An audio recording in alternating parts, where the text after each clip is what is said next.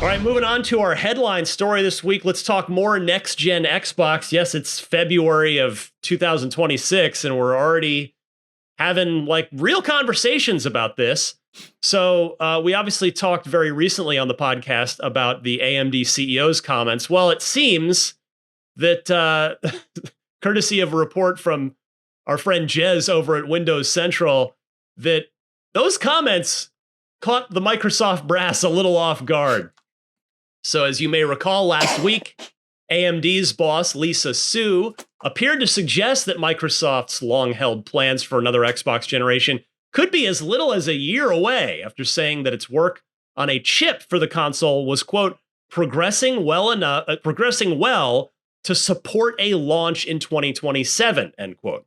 Now, a new report from the aforementioned Windows Central has stated that Microsoft itself was, quote, a little taken off guard by the commentary from Sue, as it is still yet to fully commit to a 2027 launch of new Xbox consoles internally. Quote, from a product standpoint, Valve is on track to begin shipping its AMD-powered Steam machine early this year, and development of Microsoft's next-gen Xbox featuring an AMD semi-custom system on chip is progressing well to support a launch in 2027. Those were, again, that's what Ms. Sue had said during AMD's latest financial results.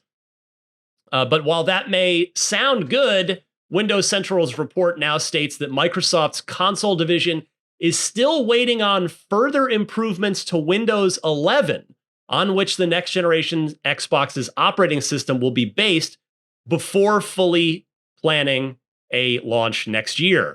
As such, next year remains, quote, a best case scenario, but only if a polished experience is possible at that time. Microsoft's next console, as we know, is expected to allow players to run games from multiple storefronts as well as its own, similar to the Xbox ROG Ally handheld. Both Steam and Epic game stores support seems likely, and in a new interview with GameFile, Epic's store boss, Steve Allison, said the Fortnite maker was keen to show up as soon as possible. Quote, we definitely plan to be on the new hardware for Xbox because unless their policy or stance on it changes, they're telling us that they're going to welcome that. And we're going to be there like on day one. That will probably require us to build in whatever their requirements are, some sort of software to support that, end quote. So we got a couple things to unpack there. Miranda, I'll go your way first. Your thoughts on Microsoft being a little surprised by the comments from the AMD CEO and the not shy at all comments from the folks at Epic about being ready to support a feature that hasn't even been officially announced yet. Oops. I kind of feel like that was what was happening there. It's like things always happen during fiscal briefings. I feel like in fiscal reports that just kind of come out and people just say things and then something like, what? Which is why we as, reporters like pay attention to them, because like there's always those little tidbits and you're like, I don't think you were supposed to say that, but you know what? I'll take it down anyway.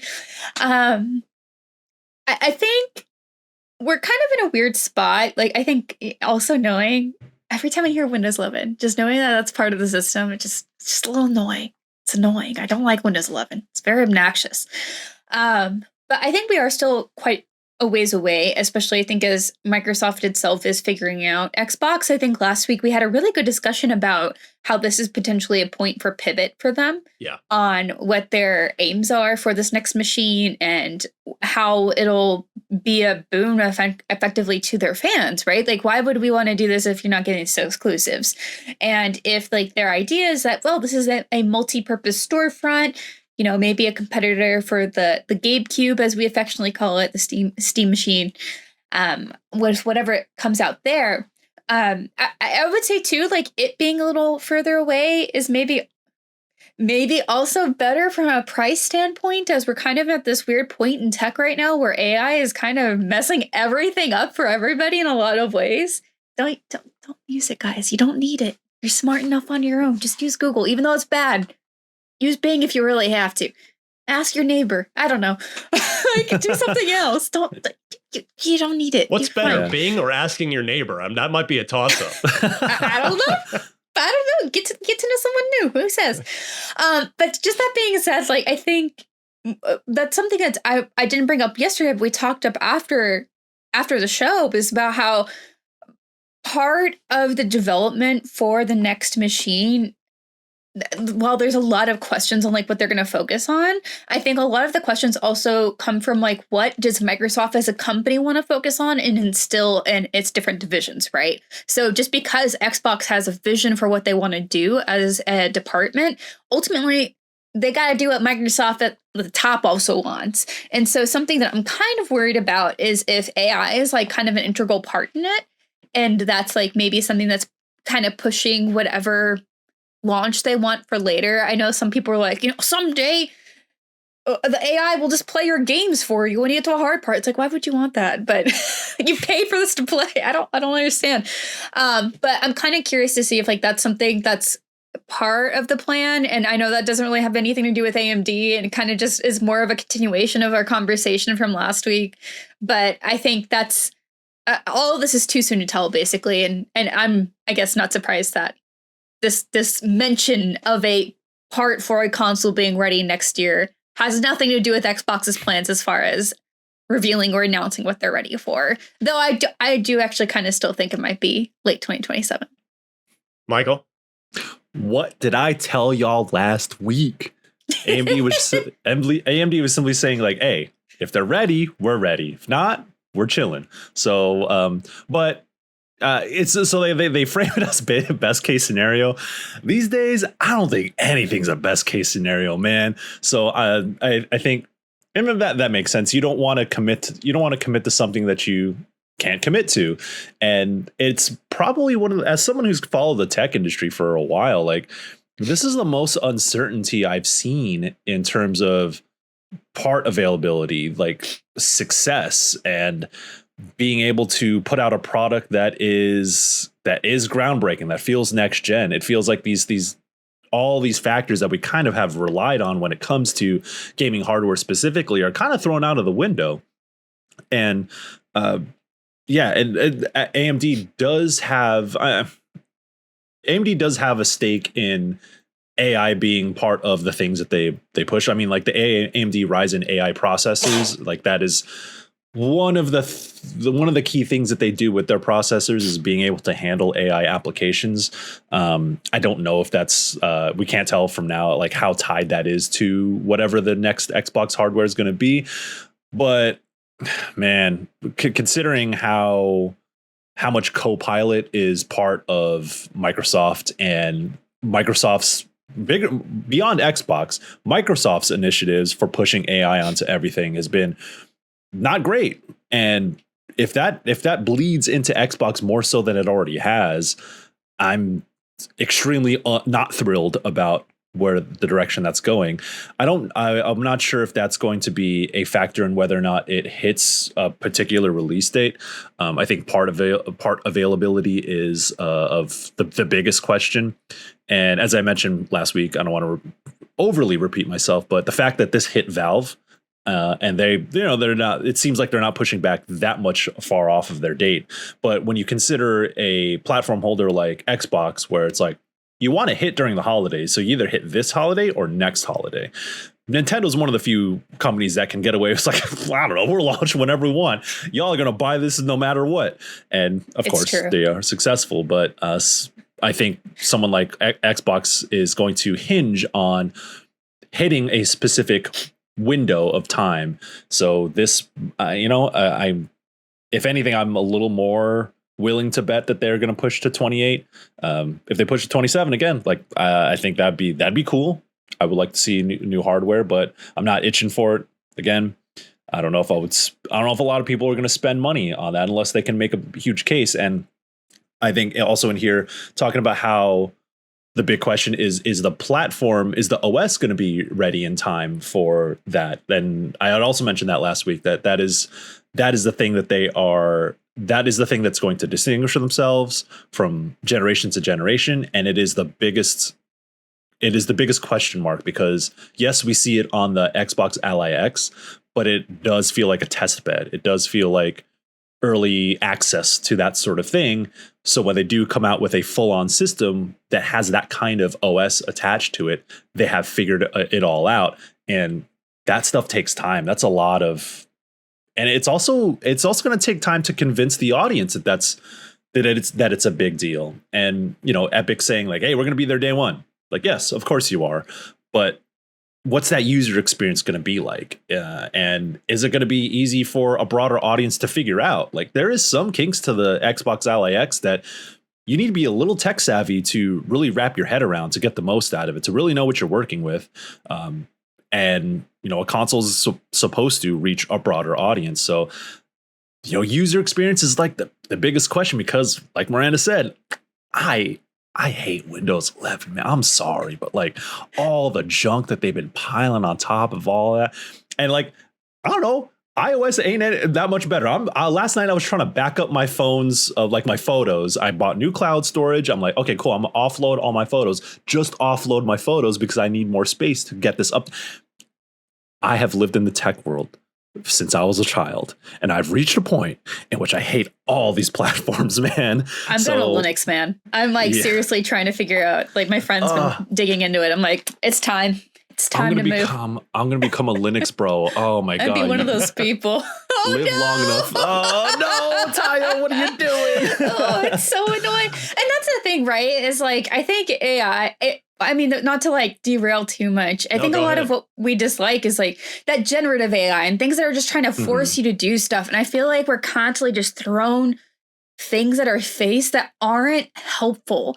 And that's where it comes down to. And the resources required to power it, and like the communities that are harmed by it, and just everything around it is so obnoxious. It's like Bitcoin. It's like NFTs. I'm like, stop talking to me about it. Like, and I think there are genuine good uses where artificial intelligence do help processes and are developed well and have obviously been used for a very long time. We've been talked about like, oh yeah, the AI, you know, companion or whatever it is, like, but not in the same way that people are using it now or being forced on us is kind of like the differentiation. Yeah. But Michael, I do think you brought up a good point about how part availability right now is just such a like erratic and weird thing. And it's making pricing machines very difficult because they want to make sure that systems and things aren't, you know, like unobtainable, but also they have to, you know, make a profit, or maybe not necessarily make a profit, but they have to make sure that the economics make sense. And I think with AMD saying this, it's like, oh, we'll have this ready.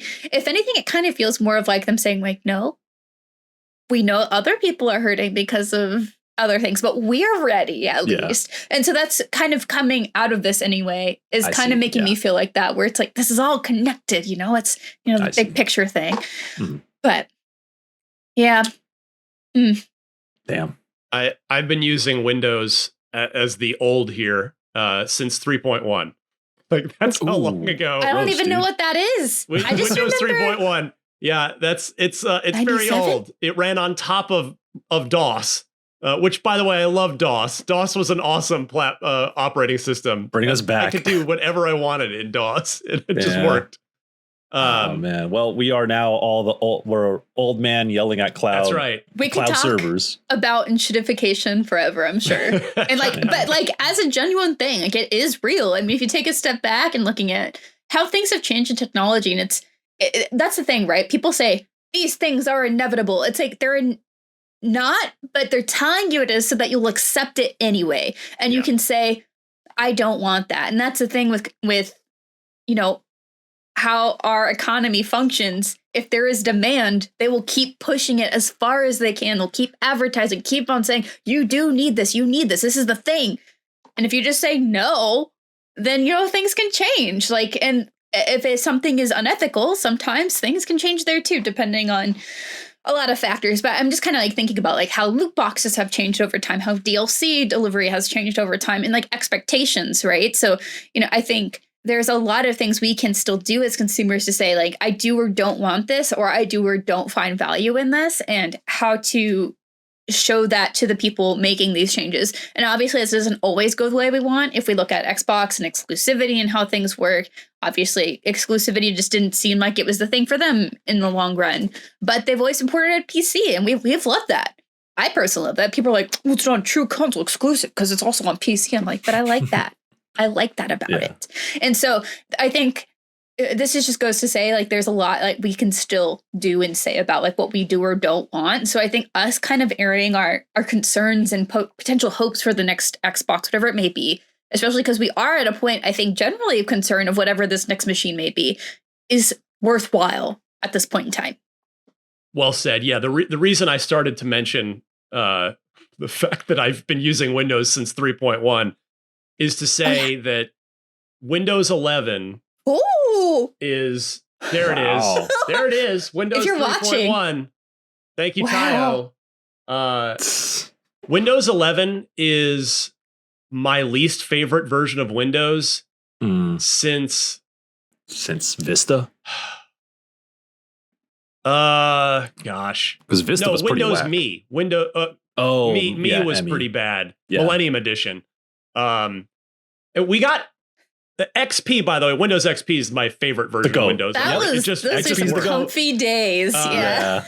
But the reason I'm saying this is because it's just building on what you're both saying, and that the Windows 11 piece of the next generation Xbox being this sort of open store gaming PC. I really hope that the next Xbox strips the bullshit out of Windows 11. If in fact we're going to get a console built like with Windows 11 at the core, like the beating heart of it, I really hope Microsoft strips out all the nonsense, because that's why I don't like Windows 11. There's just a lot of crap in it that I didn't ask for, that doesn't benefit me in any way, that I have no use for or desire for, that 10 didn't have. 10 was fine, and they just cut off support for it because they want to sell literally everyone a copy of Windows 11. So, the Windows piece of it is concerning, but Michael, you brought up something that I wanted to circle back to, which is the timing of the next gen Xbox. Now, you were saying that, oh, well, okay, if it's not fall 27, if that's the best case scenario and Windows isn't ready and that's not when the box comes out, that we're looking at fall of 28. Well, you also brought up Nintendo, and both the Switch 2 and the Switch 1 came out in the spring, in March for Switch 1, June for beginning of June, still technically spring for Switch 2. Yeah. So,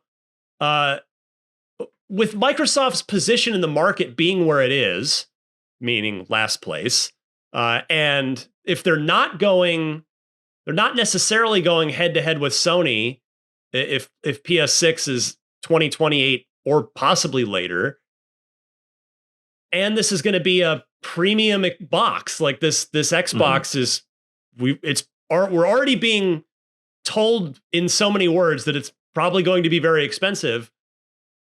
Do you think that maybe Microsoft does break out of the fall window for the first time and gets it out there just whenever Windows is ready to go? And maybe we do see a spring 28 launch, and you try and get the early adopters, the enthusiasts like us, interested and invested, and before you kind of ramp up to holiday, or do you think that's on the table at all here? It might be. I think it depends on the specifics of what they're trying to sell you, because I think when you think of like the holidays, and I don't fully, for lack of a better term, I think there's this mentality that game consoles are also toy adjacent. And I think that's what makes them very appealing gifts, or just appealing things to buy for yourself during the shopping season, during the holiday season, especially when you have most people have more free time than they do throughout the other parts of the year. So I think that there's like this sort of economic, or this mentality that is attached to releasing big products like that during that time, which people are more open to buying something, more people are open to buying it for others. But if this is a product that doesn't necessarily entirely fit that old mold, then possibly, yeah. And if this is like ready to go, not at the end of 27, but if it is ready to go at like spring 28, maybe they're thinking to themselves as a contingency plan, like we can launch in this window if we can hit X, Y, and Z, and because we don't want to sit on it for too long. Because imagine like manufacturing all these boxes and then them just sitting in a warehouse, and then you're going to like wait 5 to 6 months to put it out into market. Like that is also something that I'm conscious of. But it would be interesting though, because if anything, now we're seeing trends, we're seeing companies break away from trends that have been set by years past, whether it's how the consoles function, what they're capable of, platform exclusive games. Like these are all like making generational games that are generations apart. Like that is, all these things kind of don't matter anymore. So maybe also with that is that hitting these specific release windows that we're so used to, maybe that doesn't matter as much anymore. So yeah, that's a possibility. Like I'm not completely ruling it out. But that would be, it would shake things up. And maybe it would be a way for them to be like, hey, we don't play the same game anymore. We're not head to head with Sony. Phil Spencer has said for a long time, it's like, yeah, our competition isn't really Sony anymore. It's everybody else. So yeah, maybe that's part of their mentality as well. It's like, we're not doing the console war stuff. So we're just going to release when we're ready, and we'll market it our own way, depending on what we have at the time. Miranda, talking about something Michael just touched on there, which is killer apps, which is games. We ranked all 4 generations of day one launch games, and we put the Series X at the bottom of that four generation list. With Xbox's strategy now of most everything is multi-platform, do they need a big game for day one? Like, I mean, Series X hasn't sold well, and it didn't have anything at all really new on day one. I'm not saying there's a direct correlation there. There are plenty of reasons why the Series X hasn't sold well. Raising the price twice in a year, 5 years in, is certainly not great, but it was already selling poorly before that. So what do you think on if we're just throwing around the notion of, well, does it have to be a fall release if it's 2027 or 2028? Do they need a big piece of software to attach to this, or are they selling just that ecosystem of being able to connect to any storefront? I would say yes, they still need something to go with it, a software, because how else are you going to get a lot, I think, of the more traditional console-focused fans who are maybe not necessarily into PC environments to want to like try something like that, right? And I think if at the same time too, it's like a celebration of like Xbox as an identity, right? It's like their games that still matters, even if they are going to be multi-platform or whatever it may be. And so I think just kind of reflecting a bit on the Switch 2 launch, like that was really boring. The games it launched with were not exciting unless you really care about Mario Kart, which you play for like 2 hours and you stop playing, and it was like $80. It was like, damn, Nintendo, what are you doing? Tell us how you really feel. Man, I was just like, all right. And I think that's still honestly a problem with Nintendo is they don't have anything like super exciting for everybody, like Donkey Kong, whatever. But I think that's been a bit of a problem, and I think that is something that would at least help people be more excited, especially if they launch, like, say, with a special edition version of the console or special, I don't know, attachable cosmetics to their console with the purchase of this game, or especially, launch for whatever it may be. I think that can help stir that excitement, especially for collectors. So it's like, if they did have like a special Master Chief Edition, would I be more enticed? Actually, probably. Being completely honest, yes, I would, because I love Halo that much. But if it's just, here's Halo again that you've already played before, it's like, not as enticed. Okay. I think they do need to have a game to go with it. And I think, Michael, you made such a great point too about consoles being sort of adjacent to toys and how that has felt like it's gotten further and further away. and how if they're looking at positioning this as like a PC competitor or like an entry point into that marketplace, I do think they have some flexibility, but even still, because of who they are, there will be an expectation that some sort of new game comes alongside of it that is big. Because I think that connotation of toys, of entertainment is still there. And of course, because it is, right? It's like still a game. So you expect something to be put there. So I think it would be a terrible thing if they didn't say, hey, we bought all these studios, but we don't have any cool games for you on launch. Yeah, I know what you're saying. Let's get this right. Let's get this right, you know. I don't know what that would be, thinking about the lineup as it is, because we've got this huge year this year, which I'm super excited about with Gears and Fable. I like we're getting Halo 1 remake, campaign remake is this year, which I am having a very difficult time getting fired up for, and I played it because I honestly, the lack of multiplayer, it is definitely hampering my enthusiasm. So could they prep a Halo 2 Unreal Engine remake? Or maybe in the time actual, for the launch of this box, wherever it lands? Yeah. Like maybe, but Halo am I going to care? I don't know if I'm going to care about that without, because Halo 2 is my favorite multiplayer in any first-person shooter ever. So I don't know if I'm going to just want to roll the campaign again on that. Hear me out. New Halo side story. That would be great. Like another Reach style. Yeah, game. or ODST. Like, and just Miranda, something. you already pitched it many unlocked ago.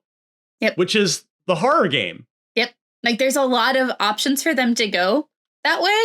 And I think that like just them playing creatively within the Halo universe, as we've seen the Coalition and others do with Gears, which has done well and has been cool. We've seen them play with Halo Wars and other things as well. Spartan Assault even. Like there are things out there where we see them get creative and kind of play in that ecosystem and find stories to tell. Do that. If we don't know where Halo is going, at least do that. Yeah. Forza Horizon's out this year, so Forza Horizon 7 will be several years off. It's tough to kind of think of what, in terms of what they already have that we know about, that's an established thing that would get people fired up. Most of it's coming out this year, which is great. Again, I'm not complaining about that at all. I'm very excited about that. This stands to be their best year in an extremely long time. Mm-hmm. But yeah, it's I'm gonna say something maybe that's crazy, but what else is new? I have hosted the show. There's a lot of crazy things, but Grand Theft Auto 5 took a year and a half to get out to be properly released on PC. Mm. If this console, this next gen Xbox, is fall 27 or maybe even spring 28, could GTA 6, so even though it'll have already been out on console, could that kind of be an appeal for like a day one game, in terms of it automatically becomes a noticeably more improved, better technological place to play GTA 6? Michael, is that crazy talk while we're waiting on a proper PC version? Now that you bring it up, like, that could be something. It can't be like the only thing, but I'm sure it could be part of a package that if this new Xbox is ostensibly a PC, and we're waiting for a GTA 6 PC version, and then you could be like, hey, this is going to be the best version. This new one that's coming out is going to run on this new system. The PC version is going to be the best version, but you don't have to buy a $2,000, $3,000 PC. You could buy our Xbox. That might be part of the pitch. But that also leads me to think about how killer apps, quote unquote, killer apps would be pitched for a new Xbox if it's basically a PC. Right. In that it's not really, you wouldn't really have exclusives. You wouldn't have you don't have games that are like generational divide, or you can, because you're running a PC version and not an Xbox version, the same way that the way the Xbox Ally X handles things. And maybe that's how you get away from like, hey, this won't run on Series X, but it will run on this next Xbox because it's a PC. And you can get it on PC also, but this is a system in which it is going to run perfectly capable.